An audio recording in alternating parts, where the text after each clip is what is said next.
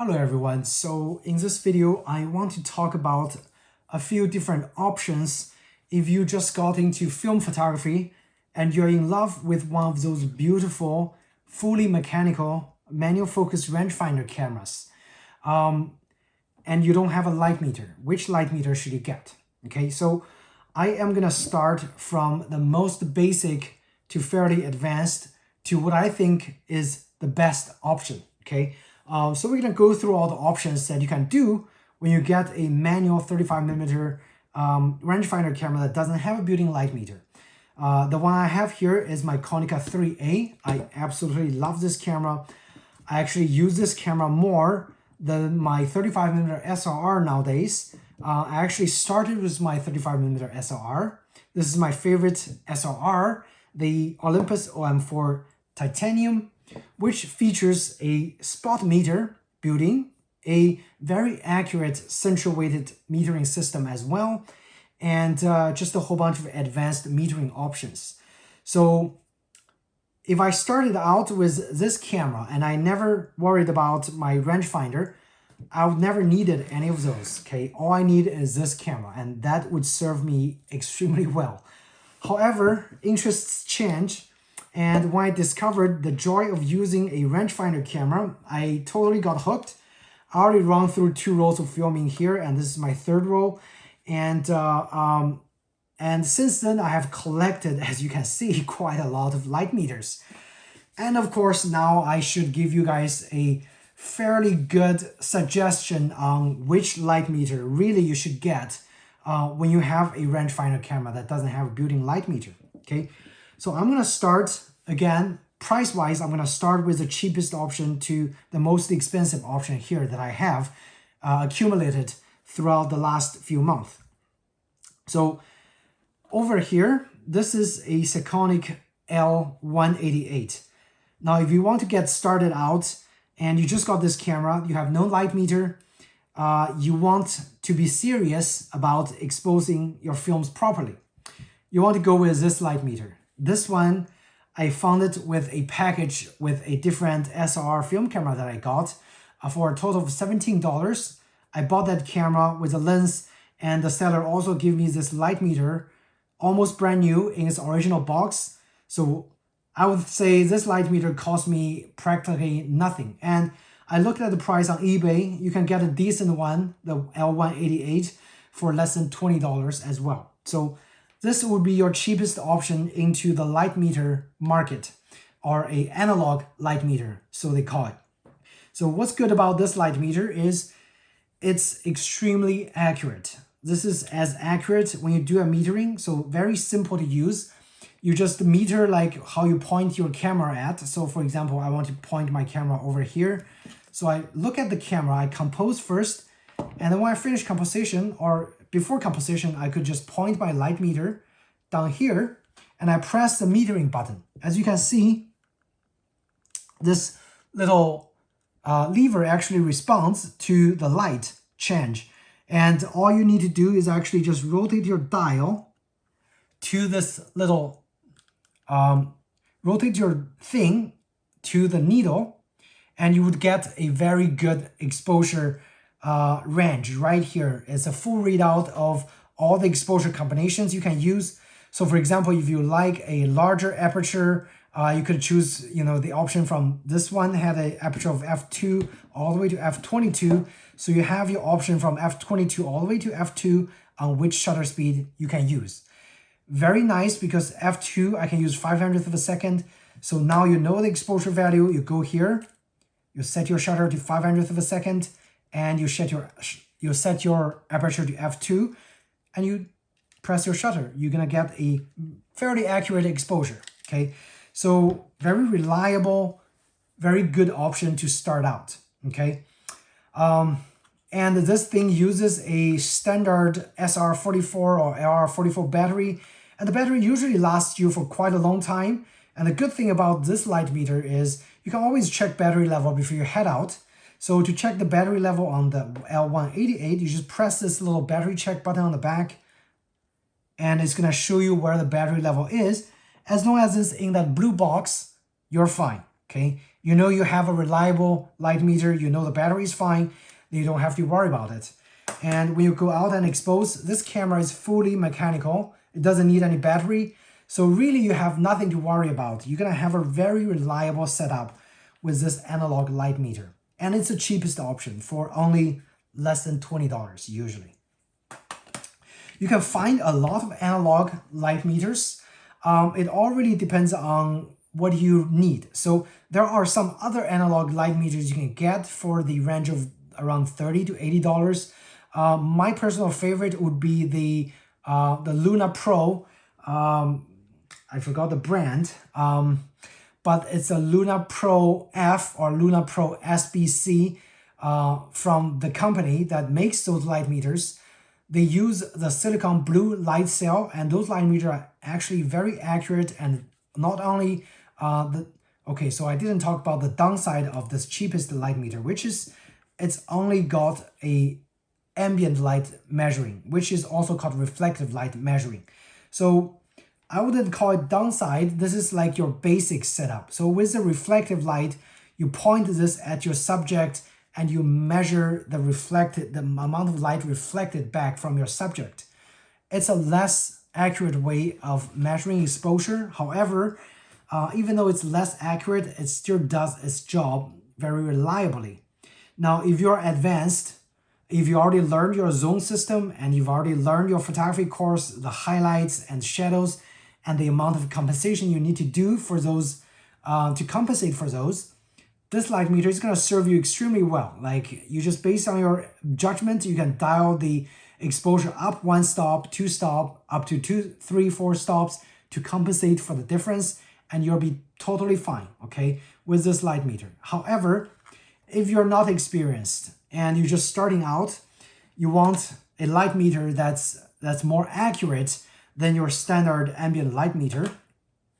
The next option you should consider with a 35mm fully mechanical rangefinder camera is a digital light meter with the option of ambient metering as well as incident metering. So anytime I'm talking about incident metering, that means you're gonna see every time you're gonna see or you're gonna know if the light meter has a incident function is to see if it's got a little white dome.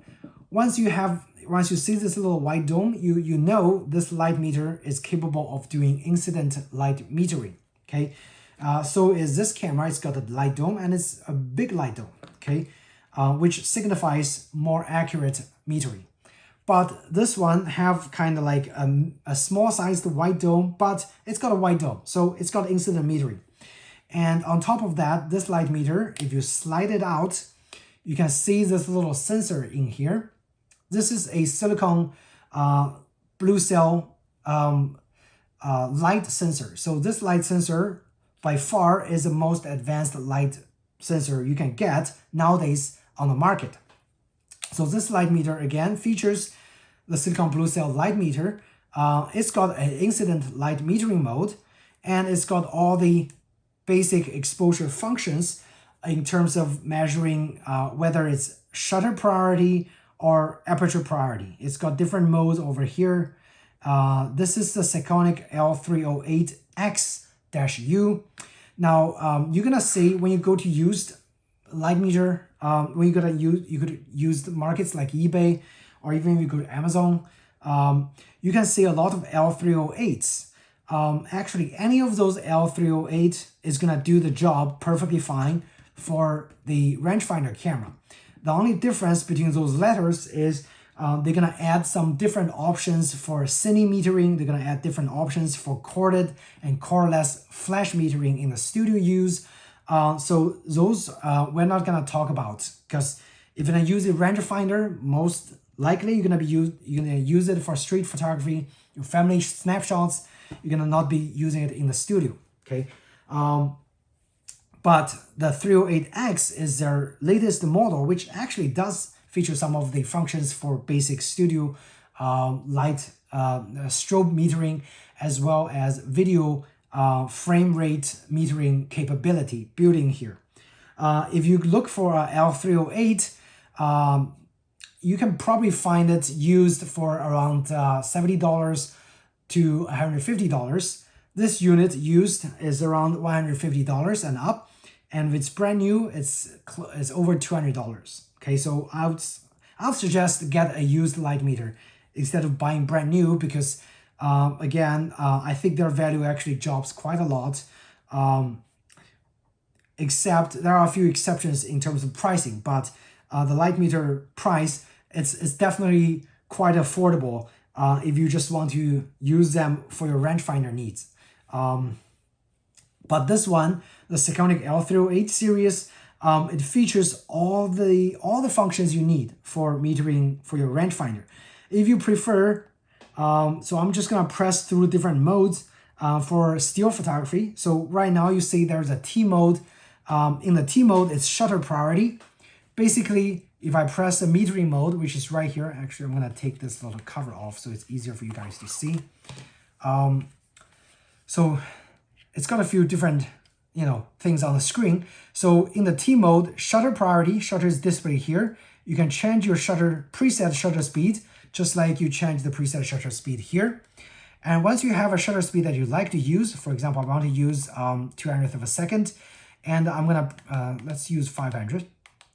So at 500th of a second, I want to know the aperture to set on my camera. So you have your shutter speed set, and you press the metering button, which is right here on the top, and I'm gonna meter. This is instant metering, by the way. Anytime you have a white dome and you are leaving it at where the camera is, you meter for the amount of light falling on the subject. Very important. So in the incident metering, it's measuring directly at where your subject is. Remember that. It's different from the ambient or reflective metering, where it's gonna meter from where your camera is at. Incident metering, you always meter at where your subject is at. And this will, in turn, give you the most accurate metering value possible. That takes into consideration of the highlights in the scene as well as the shadows, okay? So it's gonna measure, so I'm gonna hit the measurement button. Oh, sorry, I think I'm in the flash metering mode, which is wrong. Okay, so I'm gonna go into the ambient metering mode or non-flash metering mode, shutter speed 60, and I'm gonna hit measure. It tells me I need to set my shutter speed at f4.5. Now, you have different options in this meter to customize the shutter or the aperture. You can customize the aperture to stop at the whole stop, at the half stop, or at 1/3 of a stop, which is going to give you the most accurate close measuring possible. Now, for my camera, my aperture is clickless, so it's easy for me to set it at a 1/3 of a stop or 2/3 of a stop in between those full stops, and I can even set it at a half a stop over here. So it really depends on your camera lens. Some lenses have full stops and a half stop in between. Some lenses have full stops. You can customize this light meter to set into in between stops or running at full stops. So when you do the metering, it's going to be really quick for you to look at the value and then quickly set on your camera. Now this is all it does. The light meter is a very precision tool, but it's not as advanced as people think. Okay, it's a precision tool for precisely measure the amount of light falling on your subject or reflected from your subject, and that's pretty much it. So now we're talking about incident metering and why it's important, because if you are metering for people and if you're metering for a model, it's always better to use incident metering with white dome on top of the sensor and go to your model and meter. If that's not going to happen, if you're doing street photography, of course, you're not going to be able to get close to your subject and say, hey, look at me, I'm going to do a quick metering and then tell me and set my camera value and stuff. So for street photography, this camera, this meter is going to have the advantage of also using a reflective light metering, which is also called the ambient light metering mode. It's going to give you a 40-degree angle of view, which is actually very close to a 50mm lens, which is the exact same lens I have, 50mm, which gives me a little more than 40 degrees of view. So this is gonna be great for street photography, where you just want to, have your camera ready. You're gonna have the light meter probably hanging on your, in front of you, and you're just gonna do a quick metering pointing forward at where your general spot of your subject is, and it's going to give you a metering mode. When you point forward, it's going to read at the subject kind of far away, and then it's going to reflect back and tell me the value of that, reading, which is going to be actually a lower reading than where the light was here, which is much brighter in my studio. Okay, so again, it tells you, f3.6. Okay, so f3. If I want to do a street photography, I want to set my shutter speed at 60th of a second, which is okay, close. My camera doesn't have 60th of a second, so I'm going to use 50, which is a close one, and then I'm going to set my shutter speed at kind of 3.6, which is 2/3 of a stop, close to f4, and then compose and shoot. Okay, and you're done. Okay, so this is what this light meter does, and this light meter is actually middle of the road. So besides measuring the light for your rangefinder camera, this light meter also does, let's see, it also does a few other things for like modern like videography and cinematography. So if you shoot films, if you shoot videos, this camera is going to be helpful because it's got a few different film modes. If you double press this mode button and the power, you have a few different options. You have a photo mode, you have a foot candle mode, which just measures the amount of light, and you have a this is custom settings in the modes. But if you hit mode, okay, photo mode, HD cine mode, and a cine mode, you can adjust for frame rates. You can also adjust for shutter angles for some of those fancier, film cameras or video cameras. Okay, so this light meter is definitely very handy, and it actually combines every feature possible in every of those other things that I'm going to be talking about. Okay, so now let's move on to the kind of more expensive option. This is the Sekonic L478DR. This is Sekonic's more recent entry into light meter options. It's a digital light meter with a full touchscreen, which does, again, without a very expensive attachments, this light meter only does incident metering. What does that mean? It means you can only use this light meter close to where your subject is. Okay, so that's the only thing this light meter does. But it does incident metering in two modes. It does a 3D mode, which have this little dome shape, and it also does a flat incident metering, which you recess this dome, and it's going to just measure a flat surface of the light that's hitting on the subject. Now, what this light meter excels is it's going to give the most accurate reading out of all those light meters by default, because it's got a fairly large sensor, it's got a large dome, so it's going to be more reliable. Now, if you don't want to spend extra money, you can only use this for incident, which honestly to me is not a good option for a rangefinder camera, where you go on the street. Sometimes you have the option of using incident, where you just want to measure the general amount of light in a broad area, and there's no shadows or anything. Incident metering is going to do fine. You pretty much just, pull the light meter out, get a reading, and that reading you're going to use for all the setup you're going to use on the street, which is fine. But it doesn't have a dedicated ambient mode like the L308 has. Even though the 308 is a less sophisticated camera, it's more useful, okay, in this scenario. What this camera excels, or what this light meter excels actually is in studio. So this light meter is pretty much designed for studio use, because it's got a whole bunch more of advanced options to customize for measuring strobe lights. On top of that, it also measures videography, frame rates per seconds, and shutter angles, and all those kind of good stuff for videography as well. if you don't want to spend the extra $130 on a spot metering attachment, which you basically turn this off and you attach that spot metering on here. So it's going to read the light and it's going to reflect that light onto the sensor right here and do a ambient light metering. I don't have that metering attachment and it's very costly.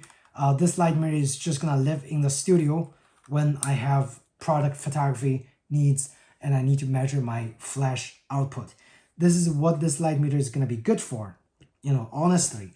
I tried to use this once and with the rangefinder camera. However, it actually is not as good as I thought, because this touch screen, however it is cool, it's very washed out outside in the daylight. Even if I put this at the brightest setting, this screen is just very, very hard to read. And again, the biggest downside is when I'm in a garden, I want to measure some area that has shadows and that's a little bit further away.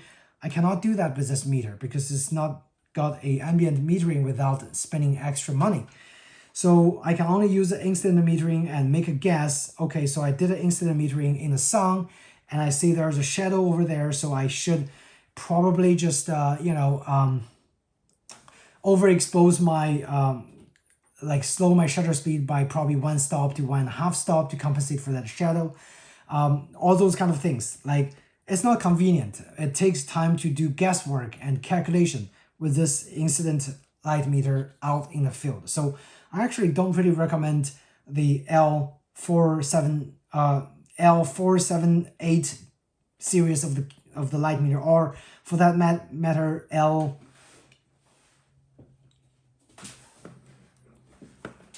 So I really wouldn't recommend the L478 series of the light meter for outdoor use with a rangefinder camera, despite the fact that this is a lot more expensive. This is, I think, $299 to $350 depending on the module that you're gonna get, with wireless strobe modules built in. Again, this is very catered to studio photography, and if you use strobes a lot, with modern day digital cameras. Okay, this is designed for digital camera and digital workflow. It's not really designed for a old day vintage cameras. So we talked about all the dedicated light metering options. Now we have another option, or actually we have two options that are kind of untold or hidden, which is if you do have a SLR camera with a built-in light meter, you can always use your SLR camera as a backup for taking measurements if you have both cameras out on the field. And again, as I mentioned, my Olympus OM4 tie actually gives extremely accurate metering, reflected light metering on the subject. And on top of that, this camera actually had a built-in highlight and shadow compensation. So it knows it cannot do incident metering, so it gives you the option of highlight and shadow compensation, which automatically adjusts for highlight and shadows, which actually in turn compensates for lack of incident metering capability.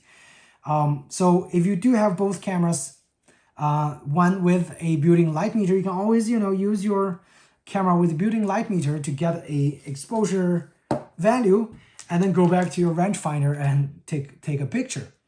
But I wouldn't recommend it this way, even though it's an option. It's very cumbersome, and nowadays, believe it or not, even though this camera is so advanced and it's just as a joy to use, I like my rangefinder. I take my rangefinder out, and that's why I accumulated those light meters, and I'm able to give you guys a opinion on which light meter to get. And so you'd probably have guessed my recommendation for the light meter for a rangefinder camera is a light meter with both incident metering and ambient light metering. It doesn't matter which light meter you're gonna get. You don't necessarily have to get the most recent model. You can get the older model L308, or you can even get a analog light meter that had a incident metering, ambient metering, and incident metering capability built in. But you do really want a light meter that can have both metering capabilities. So you have the versatility of if you're shooting portraits with your film camera and subjects that you know, you can use the incident light meter to get the most accurate metering possible and take the guesswork completely out of your workflow. And if it's not possible, and if you use street photography, this light meter is going to give you the option of ambient light metering, and you don't even have to like do anything. You can just like pretend like you're playing around with your light meter, like hanging in front of you, and you just quickly press your light meter. You're gonna immediately do a metering results right here, and you look at the results. You also quietly set up your shutter speed and your aperture, and you take the picture on the street. Very quick, very simple, very convenient. Now, that's why I highly recommend this light meter, and or any light meter with both capabilities.